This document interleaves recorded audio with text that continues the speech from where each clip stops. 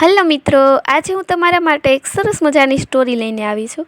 અમેરિકાના ફિલાડેલ્ફિયામાં એક વરસાદી રાત્રે તેજ ફૂંકાતા પવન વચ્ચે એક ઘરડું દંપતી પોતાની કાર લઈને એક નાનકડી હોટલમાં દાખલ થયું.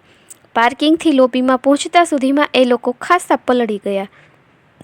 ઉંમર અને વરસાદી પવન બંનેને લીધે રિસેપ્શન સુધી જતામાં તો બંને ધ્રુજવા લાગ્યા હતા.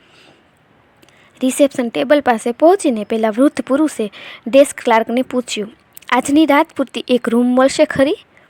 ક્લાર્કે એમની સામે જોયું, પછી ઘડિયાળી સામે જોયું. રાતનો 1 વાગ્યો હતો. એના ચહેરા પર થોડીક મૂંઝવણની રેખાઓ આવી ગઈ. એનો ચહેરો કહેતો હતો કે હોટલમાં એક પણ રૂમ ખાલી નહોતી. છતાં શક્ય તેટલા માયાળુ અવાજે અને હસતા ચહેરે એણે જવાબ આપ્યો, સોરી સર, મારે તમારી માફી માંગવી પડશે. આજે શહેરમાં મોટી 3 કોન્ફરન્સ છે. અમારી બધી જ રૂમ અઠવાડિયા પહેલાં બુક થઈ ગઈ છે. હાલમાં એક પણ રૂમ ખાલી નથી. આશા રાખું છું કે તમે મને માફ કરશો. દાદા દાદીએ એકબીજા સામે જોયું. એટલી તોફાની રાત, હવે હાઈવે પર આગળ કઈ રીતે વધવું એની ચિંતા બંનેના ચહેરા પર સ્પષ્ટ દેખાતી હતી. દાદા લાચારીના ભાવ સાથે જરાક હસ્યા અને બોલ્યા, ઇટ્સ ઓલ રાઇટ જેન્ટલમેન. પછી દાદા દાદી બહાર જવા માટે પાછા ફર્યા. બરાબર એ જ વખતે પેલો ડેસ્ક ક્લાર્ક બોલ્યો, પરંતુ સર, તમારા જેવા સરસ દંપતીને આટલી તોફાની તેમજ વરસાદી રાતે અને અત્યારે આ સમયે પાછા મોકલતા મારો જીવ નથી ચાલતો. આજની મારી લાચારી ન હોત તો હું તમને ક્યારેય પાછા ન જવા દેત. પણ જેન્ટલમેન, આમાં તમે શું કરી શકો? તમારી પાસે એક પણ રૂમ ખાલી ન હોય એમાં તમારો શું વાંક ગણાય? આવી પરિસ્થિતિમાં મને તો તમારો કોઈ જ વાંક નથી દેખાતો, દાદા બોલ્યા. અચાનક ક્લાર્કના મગજમાં ચમકારો થયા. એ બોલ્યો, એક ઉપાય થઈ શકે સર. જો વાંધો ન હોય તો તમે બંને જણ આજની રાત મારા રૂમમાં રહી જાઓ. એ સ્વીટ રૂમ તો નથી, પરંતુ ખાસો સુવિધાજનક તો જરૂર છે. મારું માનવું છે કે એક રાત તો આપ જરૂર આરામથી રહી શકશો. પરંતુ ભાઈ, દાદા ખચકાયા. પછી તમે શું કરશો? અરે સર, મારે તો આજે નાઇટ ડ્યુટી છે. મારે સૂવાનું તો છે જ નહીં, એટલે હું આમે એ રૂમનો ઉપયોગ કરવાનું નથી. તમે લોકો નિસંકોચપણે મારા રૂમમાં રહી શકો છો. ક્લાર્કના આવા સૌહાર્દપૂર્ણ વ્યવહારથી દાદા દાદી ખુશ થઈ ગયા. એ રાત પૂરતું એ લોકોએ એના રૂમમાં ઉતરવાનું નક્કી કરી નાખ્યું. સવારે બિલ ચૂકવતી વખતે દાદાએ અત્યંત આભારની લાગણી સાથે ડેસ્ક ક્લાર્કને જોડે હાથ મિલાવતા કહ્યું, ભાઈ, તમે એક એવી વ્યક્તિ છો કે જે કોઈ વૈભવશાળી હોટલના મેનેજરનું પદ શોભાવી શકે. મારા મતે આવી નાનકડી હોટલના ડેસ્ક ક્લાર્ક તરીકે તમારી ક્ષમતા કરતાં તમે ઘણા નીચા પદ પર છો. કોઈ વાંધો નહીં. ગઈ રાતના તમારા સૌહાર્દપૂર્ણ વ્યવહારથી અમે બહુ ખુશ થયા છીએ.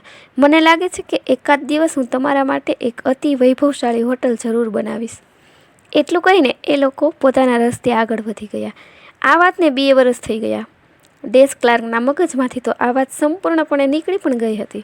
એ અરસામાં પહેલાં દાદા તરફથી એને એક કાગળ મળ્યો.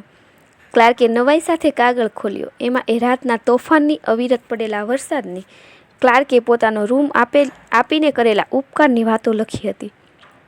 આ ઉપરાંત દાદા દાદીએ એને ન્યૂયોર્ક જલ્દી આવી જવા માટે ભાવભર્યું આમંત્રણ આપ્યું હતું. સાથે ન્યૂયોર્કની રિટર્ન ટિકિટ પણ સામેલ હતી. આશ્ચર્ય સાથે એ ક્લાર્ક ન્યૂયોર્ક પહોંચ્યો.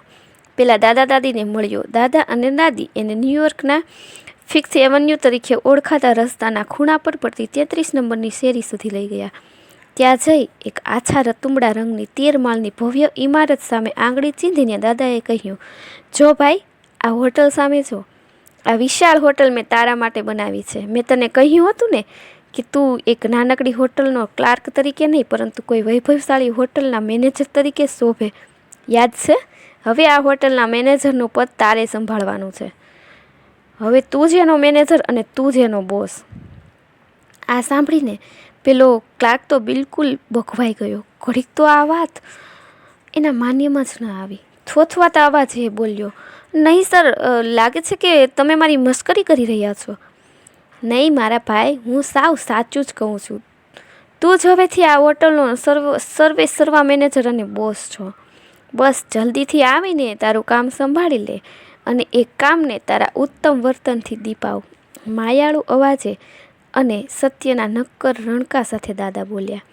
પેલો ક્લાર્ક કશું જ બોલી ન શક્યો. એને ગળે ડૂમો ભરાઈ ગયો. એણે દાદાના બંને હાથ પકડી લીધા. મૌનની એક ક્ષણોમાં કોઈ બોલતું નહોતું, પરંતુ બંનેને એકબીજાની વાત બરાબર સમજાતી હતી. એ દાદાનું નામ હતું વિલિયમ વાલ્ડોર્ફ એસ્ટર અને ભવ્યાતિ ભવ્ય 5 સ્ટાર હોટલ હતી વાલ્ડોર્ફ એસ્ટોરિયા હોટલ. પેલો યુવાન ક્લાર્ક જે વાલ્ડોર્ફ એસ્ટોરિયા હોટલનો પ્રથમ મેનેજર બન્યો, એનું નામ હતું જ્યોર્જ સી બોલ્ટ. ક્યારેક કોઈને નિસ્વાર્થ મદદ કરતી વેળાએ આપણે એના હૃદયને અજાણપણે સ્પર્શી જતા હોઈએ છીએ. કોના હૃદયને ક્યારે સ્પર્શી જઈશું એ આપણને ક્યાં ખબર હોય છે, ખરું ને? મિત્રો, જો તમને આ સ્ટોરી પસંદ પડી હોય તો કોમેન્ટ કરીને જરૂરથી જણાવજો. અને હા, લાઇક અને સબસ્ક્રાઈબ કરવાનું ભૂલશો નહીં, જેથી આવી સરસ મજાની રસપ્રદ સ્ટોરી હું તમારા સુધી પહોંચાડી શકું. Thank you.